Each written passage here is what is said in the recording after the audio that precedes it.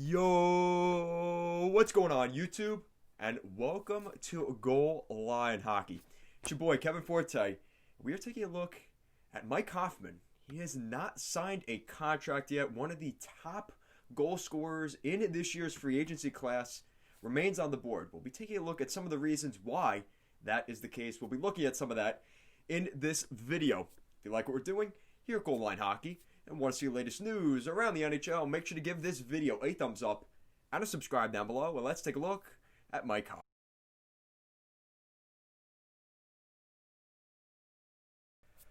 Alright, so before we get too far into this video, just want to give a quick plug to our Instagram and Twitter handles at goalline_hockey. Links will be in the description down below. And make sure to check out our Patreon, which we will be posting weekly podcasts every Thursday, as well as other exclusive content. Personal information on myself, I plan on getting that done this week, so make sure to check that out if you want to support us here at Goal Line Hockey. Alright, so with that out of the way, Mike Hoffman.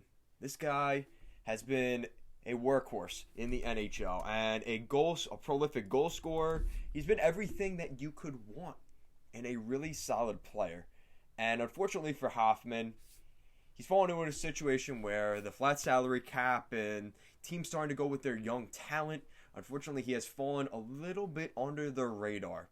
And the fact that he is in his prime in the NHL, the former 5th round pick is now being designated to not having a contract. And now we are into November now, and he has yet to sign a contract. So we'll be taking a look at some of the reasons why he has not signed a contract yet right now. So, Mike Hoffman, left winger, 30 years old, 6 foot, 182 pounds, former 5th round pick by the Ottawa Senators back in 2009. The Kitchener, Ontario native has spent plenty of time in the NHL now. He's been with the Ottawa Senators organization since the 2011-2012 season. He did only play one game, but as the years have gone along, he has really had to work his way into the NHL. His first season, he got one game in the NHL, three games the next season, 25 games the next season, and then he becomes a regular from the 2014 season to the 2020 season with the Florida Panthers most recently. Mike Hoffman has not had an easy way into the NHL. A couple seasons in Binghamton with the Senators, but now he has become an NHL, really a prolific top 6 forward option across the league. The only problem, he's looking for money, and the teams that want to acquire his services don't exactly have that money. Now, we talked about a couple weeks ago that the Boston Bruins would be a really good fit for Mike Hoffman. Now, I made that video talking about how Laine could go to the Boston Bruins, and a lot of you have since said Laine's not getting traded, which Winnipeg fans, come on, guys. He's not going to be in Winnipeg next year. He's just not. And Mike Hoffman, who I think Mike Hoffman is truly a better fit for the Boston Bruins.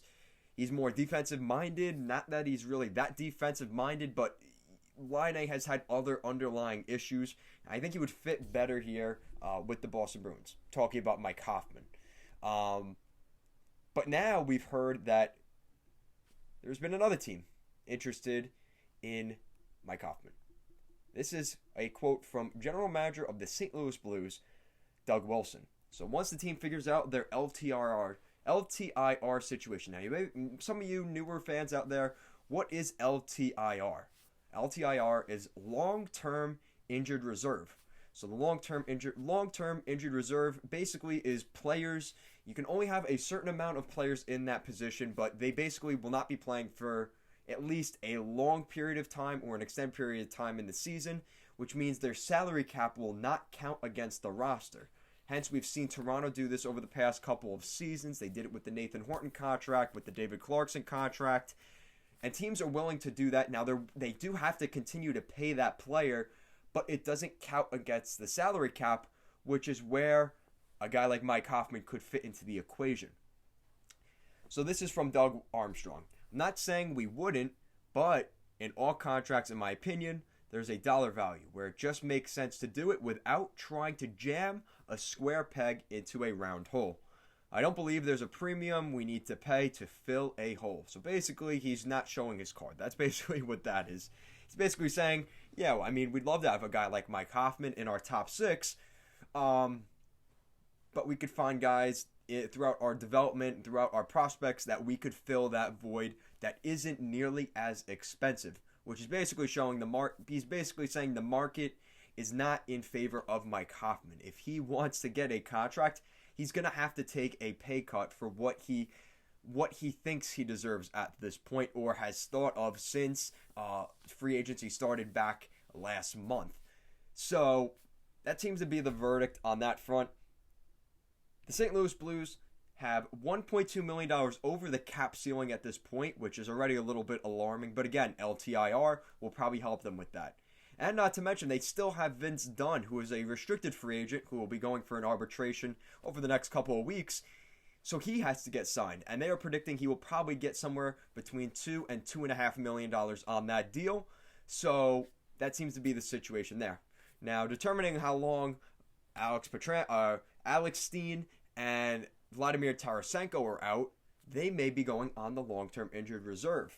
And if that's the case, that is favorable for the St. Louis Blues to possibly go in and maybe sneak out a guy like Mike Hoffman. So we said, cap space, over $1 million, the cap ceiling. But you look at what we have so they already have them on the LTIR at this point. Vladimir Tarasenko is at 7.5 and Steen is at 5.7. So that's more than $12.5 million in cap space saved. Actually, that's more than $13 million in cap space saved for the St. Louis Blues, which absolutely saves room. So let's just say, let's take off $1 million. Let's just take off $2 million, right? We're at 11 because they're over the cap right now. Now you take out Dunn, that's 2.5. So now you're at around 8.5. So now you're at 8.5, and you can sign Mike Hoffman. I think that absolutely is enough. I think Mike Hoffman's going to command between 5 and 6. So you'd still have around $2.5 million in cap space, even after signing Mike Hoffman, once Tarasenko and Steen are on the IR. Now here's the issue. What happens when they come back? That's a very good question. But I think there's a way where the NHL is very lenient where he can come back. But again, it's how you start the season. It doesn't matter once you get into the season what the cap is. It's about what you start the season with. I'm almost positive on that. Again, I'm not believe me, I'm a hockey guru, but I don't know everything. And I never claim to know everything. So guys, let me know in the comments down below what you think of that. If you guys have any insight on that, just to help out our fans as well as myself, because I'm always looking to learn. I don't think it matters, though, once the season begins. The salary cap, if you're over the salary cap, it doesn't matter. Now, the problem is, let's say next year's trade deadline. That may be an issue because they won't be able to take on more salary because they're already over the ceiling.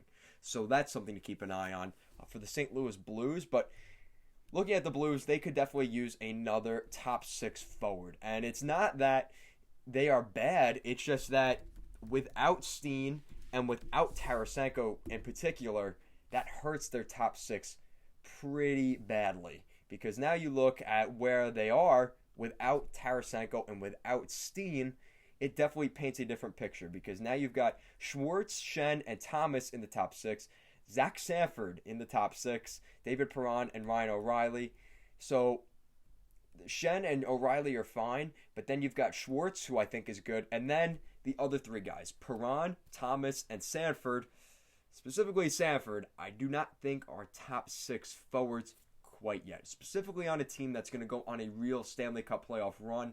So I think Mike Hoffman would fit really well on that second line in Sanford's spot. You move Sanford down, and then you have Sammy Blais, Bozak, and Sanford on that third line, and then Sundqvist, Jordan Kyrou, and Barbashev or Clifford. So I think that would be a much better line for the St. Louis Blues if you insert Mike Hoffman in there. Now, like I mentioned, the Boston Bruins have also been in on that conversation because of David Pastrnak. Now, we've been hearing that David Pastrnak may not start the season for the Boston Bruins, which would be a huge blow to the Bruins because they already have gotten a couple of their depth pieces moved out over the last couple of seasons. So there you go. So he's on the LTIR.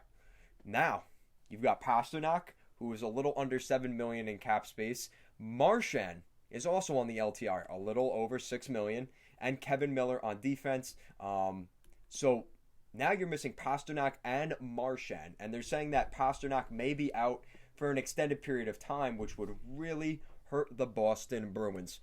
And that is a major issue if he really is out, because now you're missing two. You're missing Marchand for now and potentially Pasternak as well. Yikes. That's your first line. That's 2/3 of your perfection line gone. And then you've got Bergeron, DeBrusk, and Kashe as your first line, which DeBrusk has not re-signed yet. And then you have to go to Anders Bjork, Craig Smith, Chris Wagner, and Nick Ritchie as your wingers. And you're going to have to bring guys up. So Boston gets in a bit of a situation. Again, the Boston Bruins are one of those teams where salary cap is an issue. So if Pasternak can't come back, they've got 6.5 right now. But remember, like I said, they still have to sign Jake DeBrusk. And that LTIR is not certain, because if Marchand comes back, they lose that 6 again. So, guys, let me know in the comment section down below, where do you think Mike Hoffman would be a good fit? I think the Florida Panthers would have worked out nice. The Ottawa Senators would have been interesting, but obviously his scenario with them, it just seemed destined that it wouldn't work out. The New Jersey Devils seem like a team that I think would be intriguing option at the least for Mike Hoffman. But again, because of the Devils' recent issues, maybe Mike Hoffman wants to avoid them. The Los Angeles Kings seem like another team. Nashville seems like another team. But it seems like at this point, it really is the Boston Bruins and the St. Louis Blues we've been hearing the most about from Mike Hoffman. So let me know in the comment section down below, where do you think Mike Hoffman will be going and signing his next contract? And with that, when do you think he'll be signing that contract? Let me know down below. And if you like what we're doing here at Goal Line Hockey, want to see the latest news around the NHL, make sure to give this video a thumbs up and a subscribe down below. Thank you so much for watching, and let's go Blues.